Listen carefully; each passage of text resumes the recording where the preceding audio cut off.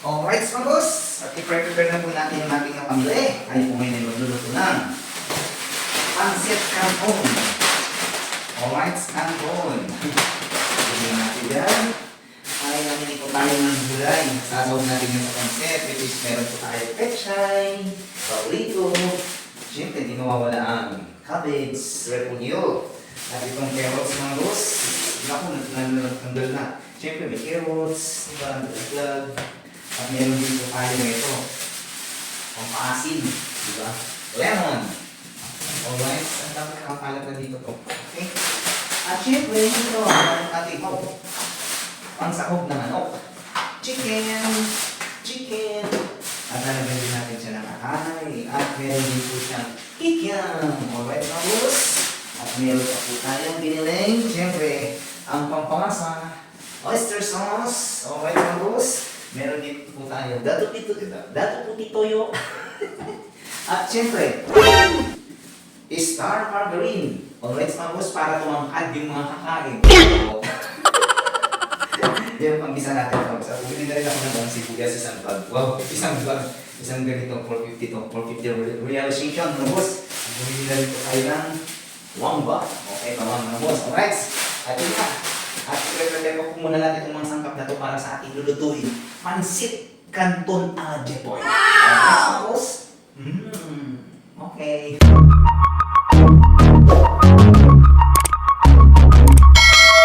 Alright, at ito na po, na-prepare ko na po yung sangkap ng ating lulutuing canton. Nandito na po ang ating bawang sibuyas. Nandyan po ang ating pangsahog na kikiam. Atay ng manok, chicken, meron din po tayong carrots, pechay, at yung repolyo. Okay mga boss, ano pa pong inaantay natin? Lutuin na yan! Alright! Alright mga boss, at painitin na po natin ang ating kawali. At tayo po ay magigisa na ng ating lulutuin pancit. Okay, disclaimer, hindi po tayo magaling magluto. May nalalaman lang po konti. Pacham. Okay. At yun nga, mainit na ang ating kawali. Lagyan na po natin ng star margarine. Yan ang gagamitin nating panggisa. Ayun no. Yum yum yum.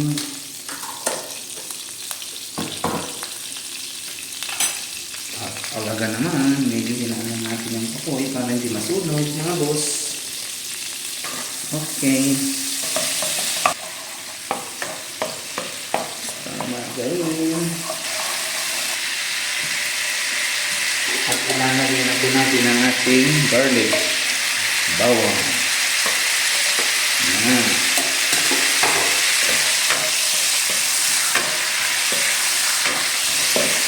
Nagba-brown na siya. Yellow brown. Yellow brown. Wow. Okay, ano? Tapos lagyan natin ito. Sibuyas. Ayan, no?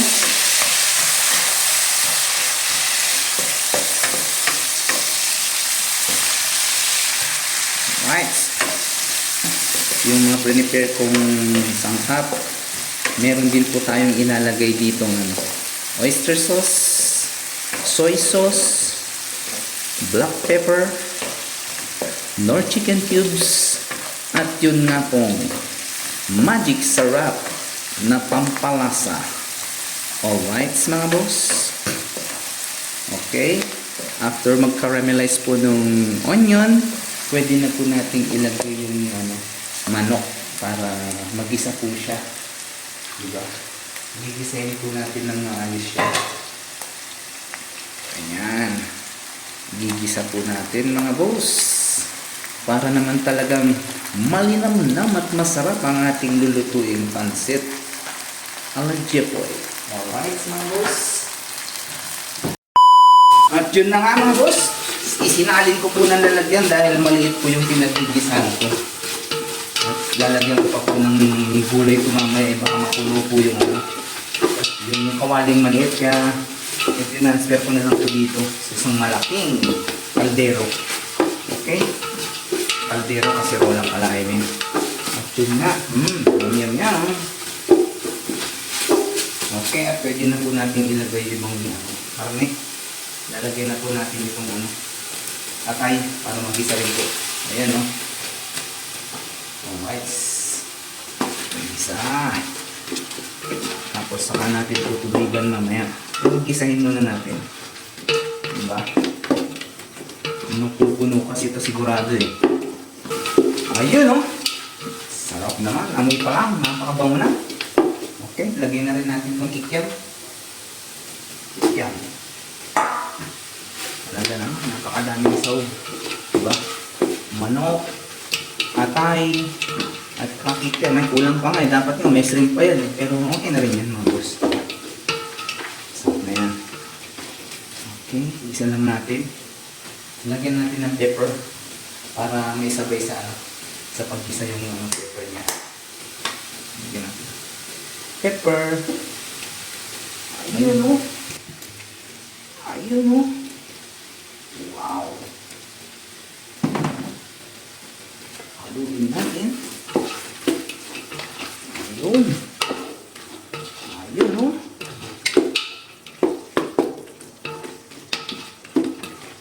Alright.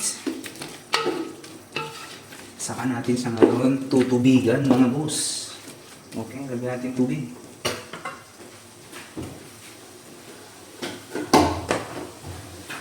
Isang galon. Joke. Lagyan natin tubig. Ayan, okay na yan. Masaya takip natin, oh. Ayan, oh. Diba? Ganda ng takip. Alright, at ating buksan. Napakaganda po kasi ng aking takip yun, no? Kainit mga boss. Alright. Ayan, no? Kulo. At ngayon, ilagay po natin yung toyo. Lagyan natin ng toyo. Tantsahan na lang. Okay. Toyo. Aywa. Lagyan po natin ng isang chicken cubes. Alright.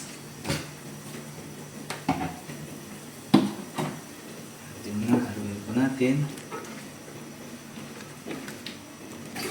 Alright, lagyan na po natin ng carrots. Lagyan po natin ng carrots. Gulay, which is pechay at repolyo. Sama-sama na po yan, mga boss. Kuboy. Diba? Kung hindi ko nilipat sa lalagyanan yan, eh. Punong-puno yan, mga boss. Okay. Kung hindi ko nilipat sa lalagyanan, kung hindi ko nilipat ang lutaan, I mean. Diba? Sakto to. Oh. Tapos yung kanton pa mamaya. Pakukuloyin na lang natin yan at ano. Huwag naman natin i-overcook yung gulay dahil hindi masarap ang overcook na gulay, di ba? Saka natin tatanggalin. Pakukuloyin natin. Mamaya. Tatanggalin natin yan. Ang sakto. Alright, at eto na. Ang init naman, grabe. Ayos. Sige nga. Luto na po itong gulay. Pwede na po nating i-transfer muna. Tanggalin natin yung gulay.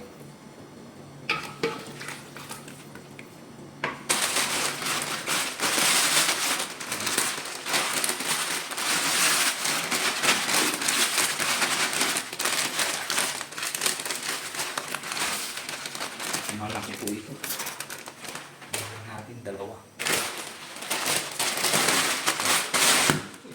Mga kagulat naman. Hindi na haluin. Okay. Nilagay na po natin yung kanyang toppings na gulay. Gulay! Ayun po! Yung kanyang gulay. Ulala! Saka po natin hahaluin mga boss. Ayun. Ay, wow! Diba? Sarap! Mainit. Alright mga boss. A few moments later. Alright, at luto na po ang ating pansit. Lagyan na po natin sa loob. Mainit. Okay. Ay, wah. Alright. Oh, di ba? Ayan, tara, kain tayo. Banatan na yan. Ayan, habang mainit ang ating pansin, andito na ating mga tropa bits. Kain tayo. Okay? Hinanap po talaga yun, ah. Ayos yung naruto. Kain tayo. Hindi kayo naruto yan, ah. Happy birthday! Okay, thank you mga boss. At kakain po kami pansit, birthday po ng aking kaibigan. Happy birthday lang po kami. Ayan. Happy birthday! Ayan, may Si Maris. Umuwi. Sa damam? Oo. Sabi Siya sumakay? Just eat Ah. hapon. Oh, Yasi. pa. Tama to, pag-isa ko. Diba? Sabi mo, umalis yata. Alas 5 na. Nagdating ka ba doon? Oo.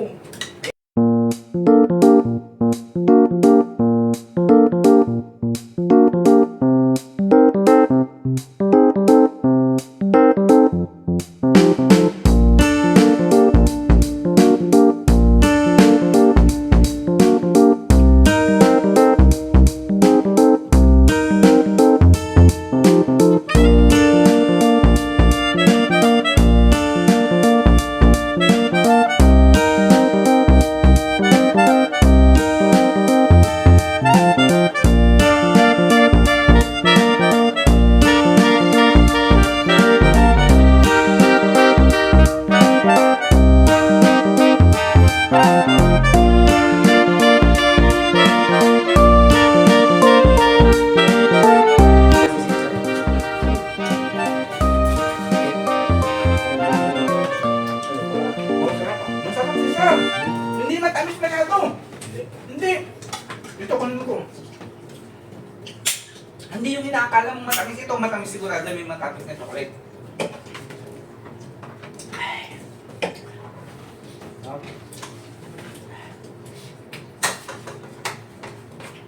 Uy, nakatapataan. Bala ko muna nakatapasan eh. Ganun tayo. Kukuha namin.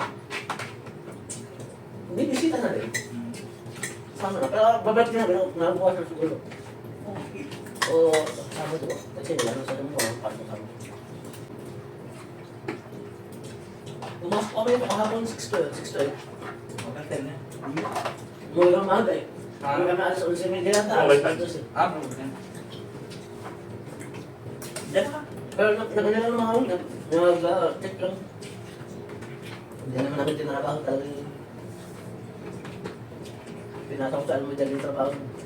Sabi ka naman yun eh.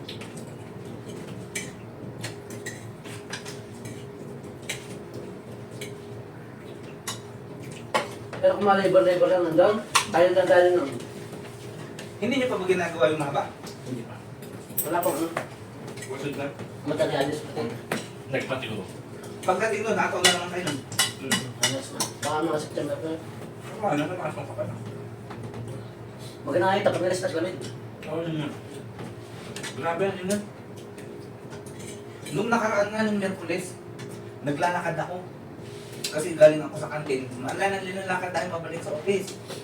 Siguro simula rito hanggang doon pa. Hanggang doon sa pinaka-McDonald's doon. Ganun. Akala ko may stroke ako eh. Bigla akong nahilo na ano, yung parang ibang pakiramdam ko habang naglalakad sa ilalim ng araw. Kinabahan ako, ginawa ko may tubig pa ang dala-dala. Uminom ako kanya. Tatakot kami. Iba kasi dati lang init sa bato eh. Kaya nga. Bakit buhangin ano?